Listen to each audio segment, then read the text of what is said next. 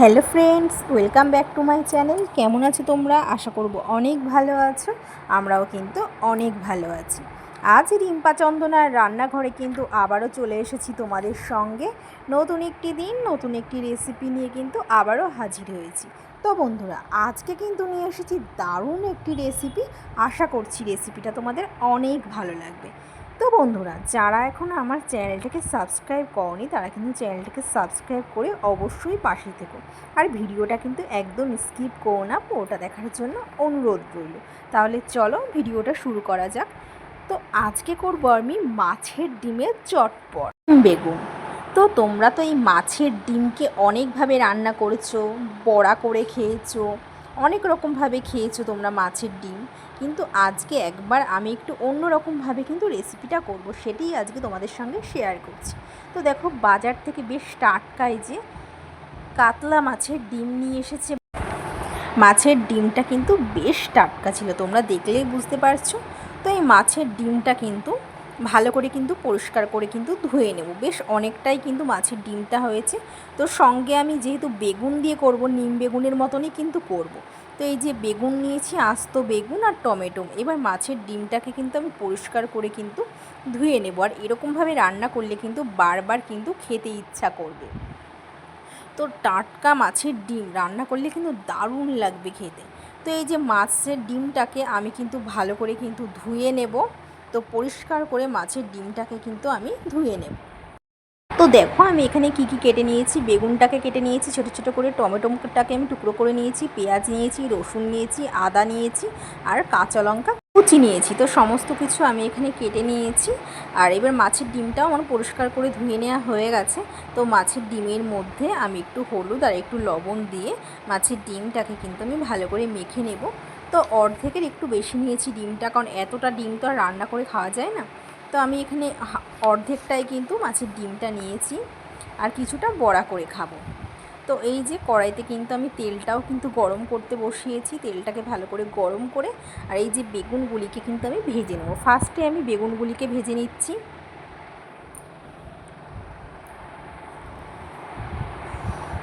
তো আমি কিন্তু বেগুনগুলিকে কিন্তু ভেজে নেব।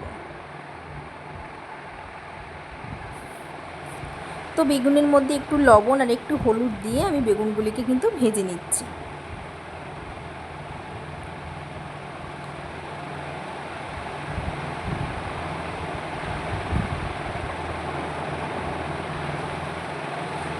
তো দেখো, বেগুনগুলি কিন্তু ভাজা হচ্ছে। তো একটু ঢেকেই আমি বেগুনগুলিকে কিন্তু ভেজেছিলাম। তো ঢাকনা তুলে আবার একটু এই যে ভালো করে কিন্তু নাড়াচাড়া করে আমি বেগুনগুলিকে কিন্তু ভেজে নিচ্ছি।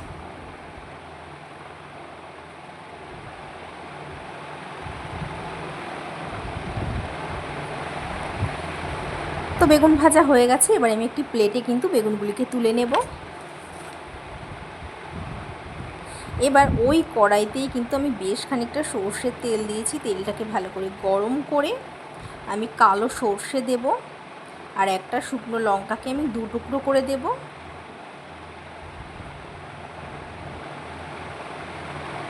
আমি দু টুকরো করে দিয়েছি শুকনো লঙ্কাটাকে। এবার একটু নাড়াচাড়া করে আমি পেঁয়াজ দেব। ঝিরিঝিরি করে আমি এখানে পেঁয়াজ কেটেছি, পেঁয়াজটাকে দিয়ে আমি কিন্তু একটু ভেজে নেব। দেখো, আমি পেঁয়াজটাকে আমি দিয়ে দিয়েছি। এবার পেঁয়াজটাকে আমি কিন্তু ভেজে নেব।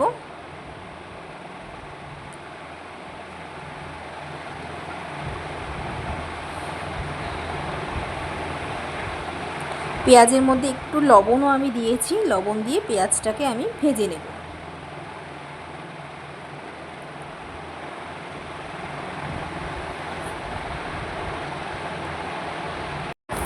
এবার আমি এর মধ্যে কিন্তু এই যে পাকা টমেটোটাকেও দিয়ে দেবো। টুকরো করে রাখা পাকা টমেটোটাকে আমি দিয়ে দেব। তো টমেটো কুচি দিয়ে আর লঙ্কা কুচি দিয়ে আমি খুব ভালো করে পেঁয়াজের সঙ্গে ভেজে নেব। তো মিডিয়াম আছে, আমি কিন্তু এটা ঢেকে ঢেকে কিন্তু ভেজে নেব। আর এদিকে আমি আদা রসুনটাকে কিন্তু হামানদিস্তাতে কিন্তু থেতো করে নেব।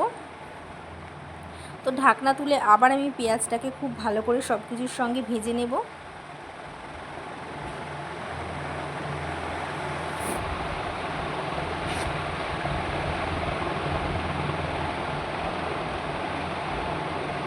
তো দেখো খুব ভালো করে ভাজা হয়ে গেছে। এবার আমি থেতো করে রাখা কিন্তু আদা রসুন কিন্তু আমি বাটা দিয়ে দেব।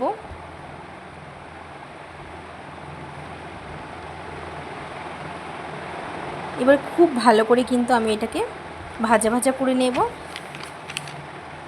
তো আদা রসুন থেতো আমি দিয়ে দিয়েছি এখানে।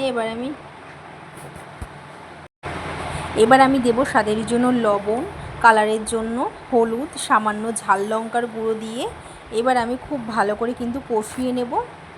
একটু মশলা ধোয়াও কিন্তু আমি জল দিয়েছি। দেখো আমি কিন্তু এখানে খুব ভালো করে কিন্তু এই যে মশলাটাকে কষিয়ে নিচ্ছি। এবার আমি মাছের ডিমটাকে দিয়ে দেবো। এটা হলো মেইন জিনিস, মাছের ডিমটাকে আমি দিয়ে দিয়েছি। এবার আঁচটাকে কিন্তু আমি হাই করে কিন্তু এই যে মাছের ডিমের সঙ্গে সমস্ত কিছু মশলার সঙ্গে আমি মিশিয়ে ভেজে নেব। তো দেখো দেখতে কতটুকু লাগছে, কিন্তু রান্না করার পর কিন্তু বেশ অনেকটা হয়ে যাবে, কারণ মাছের ডিম অল্প দেখায় কিন্তু রান্না করার পর কিন্তু অনেকটা বেড়ে যায়। তো আমি হাই আছে খুব ভালোভাবে মিশিয়ে কিন্তু ভেজে নেব।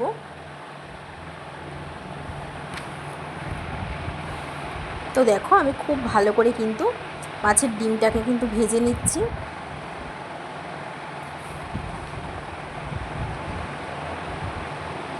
এবার একটু ঢেকে দিয়েছিলাম, তারপরে ঢাকনা তুলে আবারও খুব ভালো করে একটু নাড়াচাড়া করে ভেজে নেব।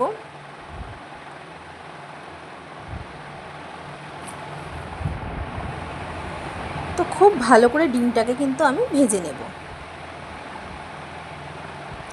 এবার একটু আমি লেবুর রস দেবো, তাহলে গন্ধটা কিন্তু খুব ভালো লাগবে। যে মাছের ডিমের একটি আষ্টে গন্ধ বেরোয় না, সেটা কিন্তু একদমই লাগবে না। এর জন্য লেবুর রসটা দিয়ে এবার ভাজা বেগুনটাকে দিয়ে এবার সমস্ত কিছু আমি খুব ভালোভাবে কিন্তু এখানে ভেজে নেব।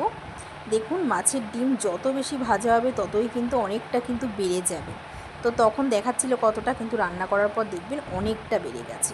তো আবারও খুব ভালো করে আমি এই যে একসঙ্গে কিন্তু ভেজে নিচ্ছি।